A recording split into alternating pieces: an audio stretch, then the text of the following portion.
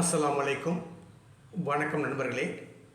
நம்ம இந்த வீடியோவில் நம்ம என்ன பார்க்க போகிறோம்னா, எப்படி ஒரு HTMLல ஒரு மெனு பார் கிரியேட் பண்ணுறது.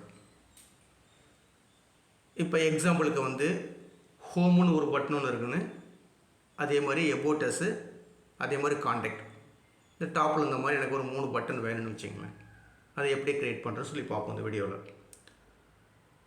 இப்போ எக்ஸாம்பிளுக்கு இப்போ என்ன கொடுத்துருக்கேன்னா, இந்த பாடிக்கு இடையில தான் நம்ம என்ன செய்ய போகிறோம், இந்த இடத்துல தான் கோடிங்கை என்ட்ரு பண்ணுவோம். எந்த கோடிங்கை தான் என்ட்ரு பண்ணுவோம். இப்போ நான் என்ன சொல்லியிருக்கேன், ஹோமு, எபோட் அஸ், கான்டாக்ட், இந்த மாதிரி எனக்கு 3 மெனு பார் வேணும். அப்போ இதை எப்படி செட் பண்ணுறதுன்னா, ஆல்ரெடி உங்களுக்கு தெரியும், யூஎல் என்னென்னா அன்ஆர்டர் லிஸ்ட்னு சொல்லுவாங்க. அதை யூஸ் பண்ணி செய்ய போகிறோம். அதை எப்படி செய்கிறதுனா, இப்போ யூஎல்னு சொல்லி கொடுத்துங்க. யூஎல்னா அன்ஆர்டர் லிஸ்ட்னு சொல்கிறது. ஜஸ்ட் ஒரு என்ட்ரு கொடுத்துட்டு அதே மாதிரி /UL கொடுத்துருங்க. ஓப்பன் பண்ணிங்கன்னா அதே மாதிரி க்ளோஸ் பண்ணின்னு க்ளோஸ் பண்ணிவிட்டு இதுக்கு இடையில நம்ம என்ன எழுத போகிறோம், லிஸ்ட்டு எழுத போகிறோம். எல்ஐன்னு சொல்லி கொடுத்தீங்கன்னா போதும். எல்ஐன்னு சொல்லி கொடுத்துட்டு என்ன எழுத போகிறோம், ஹோம்னு சொல்லி கொடுக்க போகிறோம். ஹோம்னு ஒன்று ஒரு என்ட்ரு கொடுத்துருங்க. எல்ஐ க்ளோஸ் பண்ணாலும் ஓகே தான், க்ளோஸ் பண்ணாலும் ஓகே தான், ஒன்றும் பிரச்சனை இல்லை. திருப்பி இன்னொரு எல்ஐ கொடுத்துங்க. அடுத்தது எபோட் அஸ்ன்னு சொல்லி கொடுத்துட்டேன். இன்னொரு என்ட்ரு கொடுத்துங்க. அடுத்தது எல்ஐன்னா லிஸ்ட்டு, வேறு ஒன்றும் கிடையாது. என்ன லிஸ்ட்டு வரணும், ஹோமுங்கிற ஒரு பட்டன் ஒன்று வரணும், லிஸ்ட் ஒன்று வரணும். அதே மாதிரி எபோட் அஸ்ன்னு வரணும். அதுக்கு அடுத்தது கான்டாக்ட்னு சொல்லி இந்த மாதிரி வரணும். இப்போ இந்த இடத்துல எல்ஐ கொடுத்துருக்கோம். இங்கே /LI கொடுத்தாலும் கொடுக்கலாம், கொடுக்காம வேணாலும் இருக்கலாம். இப்போ இந்த UL கொடுத்துருக்கோம், இங்கே /UL கொடுத்தாச்சு. இப்போ இதை ரன் பண்ணால் என்ன செய்யன்னு பாருங்கள். இதை ரன் பண்ணுறேன். ரன் பண்ணும்போது என்ன செய்யுது, இந்த மாதிரி வந்துருச்சு. ஹோமு, எபோட் அஸ், கான்டாக்ட் இந்த மாதிரி வந்துருச்சு. இது எப்படி வந்திருக்குன்னா, ஒரு அன்ஆர்டர் லிஸ்ட்டில் வந்திருக்கு. அன்ஆர்டர் லிஸ்ட்னால் என்னது, இந்த மாதிரி, அதாவது ஒரு டாட்டில் வரும், இல்லை ஒரு சர்க்கிளில் வரும், இல்லை ஒரு ஸ்கொயரில் வரும், இல்லை ஒரு கை சிம்பிள் வரும். எது வேணாலும் நம்ம கொடுத்து மாற்றிக்கலாம். ஆல்ரெடி உங்களுக்கு தெரியும். இப்போ இதை நம்ம என்ன செய்யும், ஒரே லைனில் கொண்டு வரணும். Home, about us, contact. அதுக்கு தான் என்ன வேணும், இந்த இன்லைனுங்கிற ஒரு ப்ராப்பர்ட்டி வேணும். போன வீடியோவில் பார்த்துருப்போம் இன்லைன். அதுக்கு தான் இந்த இன்லைன் கிளாஸ் எடுத்தேன். இப்போ இதை இந்த எபோட் அஸோ கான்டாக்ட் அஸும் மேலே வரணும். என்ன செய்யணும், இன்லைன் ப்ராப்பர்ட்டியை நம்ம யூஸ் பண்ணணும். ஓகேங்களா? அப்போ இதை எப்படி யூஸ் பண்ணுறதுன்னா, இதை CSS வச்சு தான் யூஸ் பண்ணி ஆகணும், இன்டர்னல் CSS. அப்போ நம்ம என்ன செய்யணும், ஸ்டைலு சொல்லி ஒன்று அப்ளை பண்ணணும். ஒரு எலமெண்ட்டை நம்ம க்ரியேட் பண்ணணும். இந்த இடத்துல எங்கே, இந்த ஹெட்டுக்கு கீழே, ஹெட்டுக்கு கீழே நம்ம என்ன செய்யணும், அதாவது ஸ்டைல்னு சொல்லி கொடுத்தாகணும். ஸ்டைல்னு சொல்லி கொடுத்துட்டு ஒரு என்ட்ரு கொடுத்துட்டு /ஸ்டைல். இது என்ன சொல்லுவாங்க, இன்டர்னல் CSS சொல்லுவாங்க. ஸ்டைல்னு சொல்லி கொடுத்துருங்க. கொடுத்துட்டு இப்போ அதில் போய் நம்ம என்ன செய்ய போகிறோம், அப்ளை பண்ண போகிறோம். என்ன அப்ளை பண்ணால் எனக்கு பேக்ரவுண்டு கலர் வேணும்.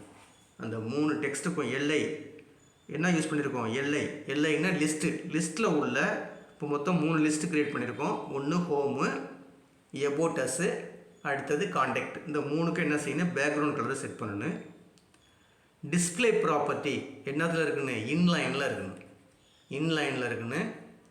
அதுக்கு அடுத்தது மார்ஜின் செட் பண்ணணும். அதுக்கு அடுத்தது பேடிங் செட் பண்ணணும். அதுக்கு அடுத்தது கலர் செட் பண்ணணும். கலர் எனக்கு ஒயிட் கலரில் வரணும். அந்த மாதிரி செட் பண்ணணும். அதை எப்படின்னு பார்ப்போம். அப்போ இந்த இடத்துல எல்ஐ எதை நம்ம மாற்ற போகிறோம், ஒரு எல்ஐ, இந்த எல்ஐ இருக்குல்ல, எது தான் மாற்ற போகிறோம். அப்போ எல்ஐ கொடுத்துங்க. கொடுத்துட்டு இந்த மாதிரி ப்ராக்கெட் கொடுத்து என்ட்ரு கொடுத்துங்க. இது உங்களுக்கு தெரியும். எல்ஐங்கிற ஒரு எலமெண்ட்டை சூஸ் பண்ணியிருக்கேன். சூஸ் பண்ணிவிட்டு அதில் என்னென்ன செய்ய போகிறேன், ஃபஸ்ட்டு பேக்ரவுண்ட் கலர் மாற்ற போகிறேன். பேக்ரவுண்டு கலர் ரெட்டுன்னு கொடுத்துட்டு செமிகோலன் கொடுத்தாச்சு. ஓகேங்களா? அடுத்து ரெண்டாவது டிஸ்பிளே ப்ராப்பர்ட்டி. டிஸ்பிளே போன வீடியோவில் பார்த்துருப்பேன். டிஸ்பிளே ப்ராப்பர்ட்டி என்ன தெரியும், கொடுத்துட்டு இன்லைன் பிளாக்கில் இருக்கும். டிஃபால்ட்டாக என்னத்தில் இருக்கும், பிளாக்கில் இருக்கும். அதை இன்லைனாக மாற்றியாச்சு. ஓகேங்களா? இப்போ இதை ரன் பண்ணி பாருங்கள். ரன் பண்ணி பார்த்தீங்கன்னா இந்த மாதிரி வந்துருச்சு. பாருங்கள் எப்படி வந்துருச்சு, பேக்ரவுண்ட் கலர் வந்துச்சு.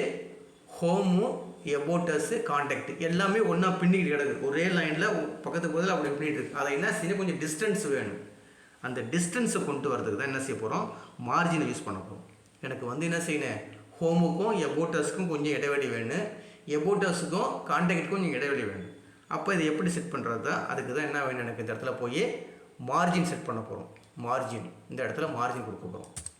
மார்ஜின் இதை உங்களுக்கு தெரியும், முன்னாடி எடுத்துருக்கேன். மார்ஜின் எப்படி செட், மார்ஜின் கொடுத்துட்டு மார்ஜினுடைய ரைட் சைடு தான், அதாவது ஹோமுடைய ரைட் சைடு கொஞ்சம் மாற்றணும், அதே மாதிரி எபோட்டஸ் ரைட் சைடு கொஞ்சம் மாற்றணும். அப்போ எவ்வளோ கொடுக்க போகிறோம், அதாவது மார்ஜின் ரைட்டுன்னு கொடுத்துருங்க, ரைட் சைடு தான் மாற்ற போகிறோம்.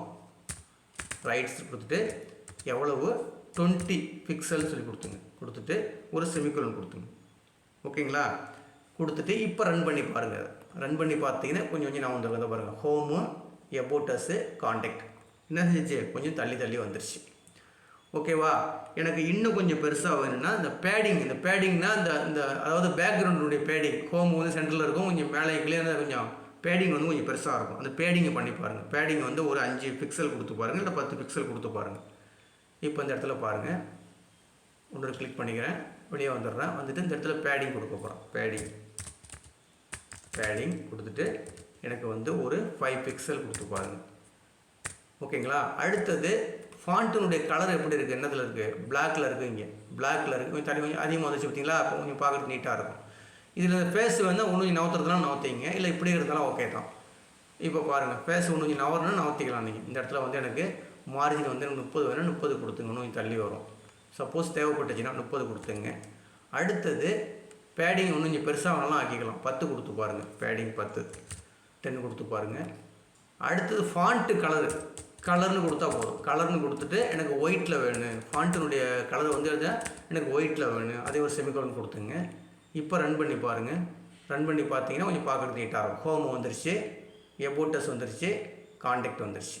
ஓகேங்களா, இந்த மாதிரி நம்ம என்ன செஞ்சுக்கலாம், ஒரு மெனு வந்து க்ரியேட் பண்ணிக்கலாம். இப்போ இதை கிளிக் பண்ணிங்கன்னா ஒர்க் பண்ணுற மாதிரி செய்யலாம். அதுக்கு நம்ம கோடிங் எழுதி ஆகணும். இந்த ஒவ்வொரு பட்டனுக்கும் நம்ம என்ன செஞ்சாகணும், ஒவ்வொரு HTML ஃபைல் க்ரியேட் பண்ணி அதை லிங்க் பண்ணிங்கன்னா அந்த இடத்துக்கு போகும். அதை அடுத்தடுத்த வீடியோவில் பார்ப்போம். இதை மொத்தம் எப்படி பண்ணுறதுன்னு பார்த்துங்க. இப்போ என்ன செஞ்சுருக்கோம், 3 பட்டனுக்கும் இன்லைன் க்ரியேட் பண்ணியிருக்கோம். இன்லைன் க்ரியேட் பண்ணி 3க்கும் வந்து மார்ஜின் கொடுத்துருக்கோம். மார்ஜின் ஒன்று வேணாலும் நவுத்தலாம், மார்ஜின் ஒன்று வேணாலும் நவுத்திக்கலாம். நீங்கள் மார்ஜின் வேணால் அதிகம் வேணாலும் கொடுத்து பாருங்கள், இல்லை பக்கத்தில் வேணாலும் பக்கத்தில் வச்சுக்கலாம். மார்ஜின் வந்து 30 கொடுத்துருக்கோம், எனக்கு இப்போ 50 வேணும்னா 50 கொடுத்துக்கலாம். கொடுத்துட்டு ரன் பண்ணி பாருங்கள். இன்னும் கேப் கொஞ்சம் அதிகமாக கிடைக்கும். இந்த மாதிரி கேப் இருந்தால் அசிங்கமாக என்ன செய்யணும், கொஞ்சம் முன்னாடி வேணால் இந்த ஃப்ரெண்டில் கொடுத்துக்கலாம். 30, 25 கொடுத்தீங்கன்னா பக்கத்தில் இருக்கும் பார்க்குறதுக்கு. இந்த மாதிரி தான் என்ன செய்யணும், மெனுலாம் செட் பண்ணுறது. ஓகேங்களா, இப்போ இந்த வீடியோ கிளிப்பு பிடிச்சிருந்துச்சுன்னா சப்ஸ்கிரைப் பட்டனை கிளிக் பண்ணி எனக்கு என்கரேஜ் பண்ணுங்கள். உங்கள் நண்பர்களுக்கும் இந்த வீடியோவை ஷேர் பண்ணுங்கள்.